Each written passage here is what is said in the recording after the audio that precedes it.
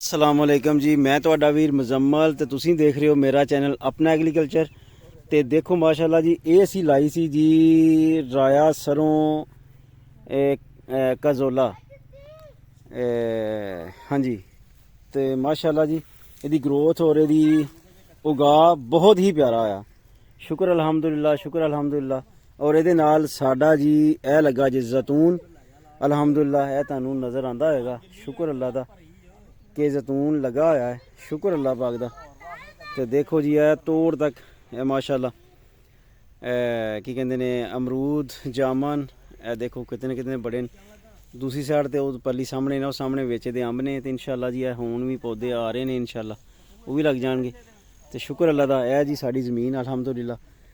ਤੇ ਅੱਲਾ ਖੈਰ ਕਰੇ, ਦੁਆਵਾਂ 'ਚ ਯਾਦ ਰੱਖਿਓ। ਇਹ ਦੇਖੋ ਮਾਸ਼ਾਅੱਲਾ, ਮਾਸ਼ਾਅੱਲਾ ਮੇਰੇ ਲਾਗੇ ਜ਼ੈਤੂਨ ਮੈਂ ਦੇਖਿਆ ਹੀ ਨਹੀਂ। ਦੇਖੋ ਮਾਸ਼ਾਅੱਲਾ ਜ਼ੈਤੂਨ। ਸ਼ੁਕਰ ਅਲਹਮਦੁਲਿਲਾ ਜੀ।